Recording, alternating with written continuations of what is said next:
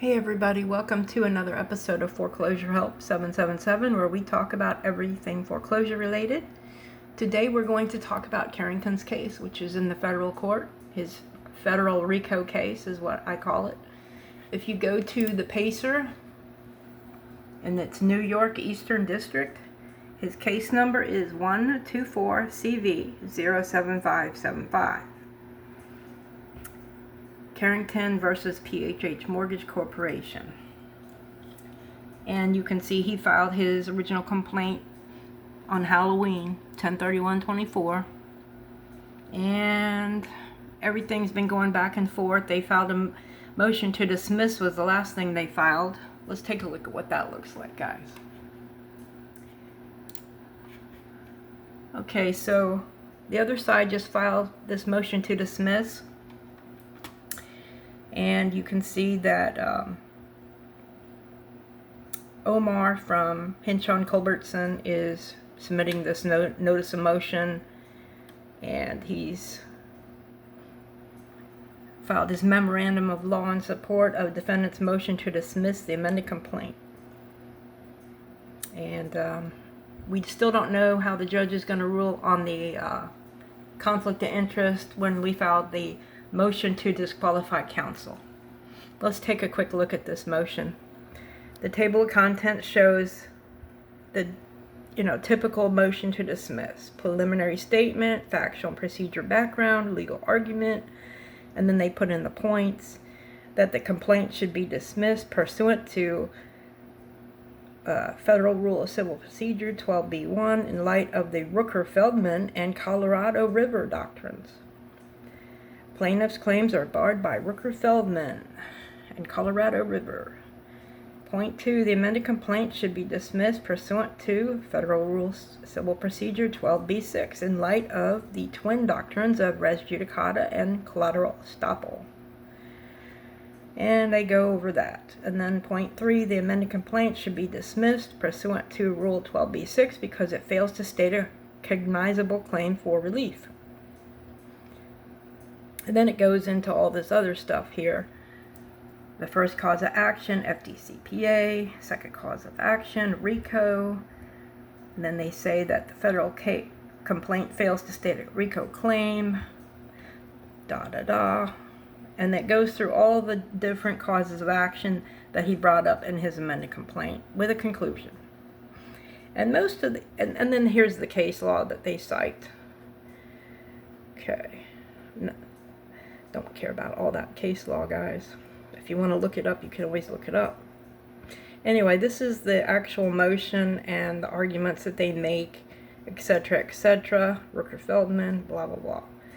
Well, Carrington is going to file his opposition motion. Let's take a look at what that looks like. His opposition motion.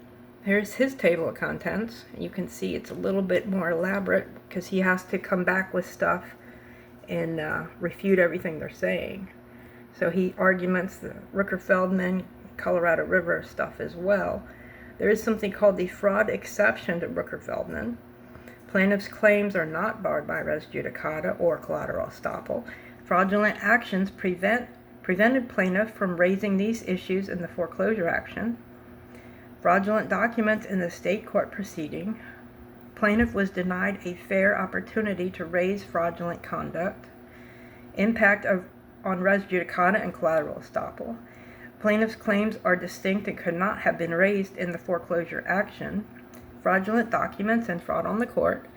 Plaintiff did not have an opportunity to challenge fraudulent evidence. Appeal is pending. Plaintiff has pleaded sufficient facts to support a fraud claim. Fraudulent conduct in state court foreclosure proceedings.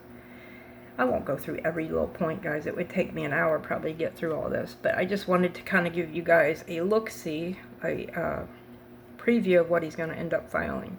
He's got to counter everything that they're saying. And, of course, he does. You can see here. Plaintiff has pleaded sufficient facts to support tortious interference with contractual relations. Plaintiff has pleaded sufficient facts to support time-barred debt. Plaintiff has pleaded sufficient facts to support Till and Reg Z claims. Plaintiff has pleaded sufficient facts to support forgery and counterfeiting of the promissory note, etc. And then conclusion. And he hasn't got his case law written yet, but it's going to be. And then here's, he has his introduction, and he has his legal standard, arguments. And then he goes over why Rooker-Feldman does not apply. Okay, and again, we aren't going to go over every little point. I just wanted to show you guys, kind of give you an idea of what he's dealing with, and show you something kind of cool. If you're looking for case law, which is what he needs to add to get the icing on his cake, so to speak, there's an interesting website that I think you guys are going to want to check out anyway. It's called Sentinent, and it's CENTIENT. Sentinent.com. You can go there on your computer or your phone or whatever, and it has a really cool search bar here that you can ask any question.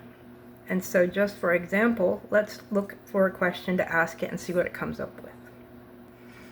Okay, so here we're going to put in our search term RICO case law in New York, just to see what comes up. So let's see what happens when we enter that in. RICO case law in New York. It's thinking, obviously. When it says it's thinking, it's actually thinking. I don't think that was too hard of a question for it. Let's see what it comes up with.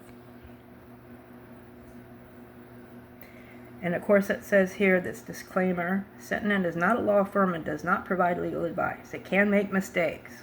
Okay, well, we know that with most AI programs, which is why you always have to vet everything that you find. This is an interesting search engine because you can actually Google the case law that they give you and it actually will come up. Okay, so in New York, and it gives you a definition about RICO, key elements of a RICO enterprise, pattern, conducting affairs. Then here's the notable RICO cases. And as you can see, there's a little synopsis under each one so you can read about the RICO cases here. Recent developments, New York Post, that kind of stuff. It's interesting how you can find case law using AI. And as you all know, as pro se litigants, we need all the help we can get. And Google has kind of changed their thing now. If you go to Google and just do a regular Google search, let's see what that. If you type in anything at all, let's use the same search term, RICO case in New York. Well, it didn't come up with, it usually comes up with some kind of AI answer at the top. I guess they think that I'm looking for news.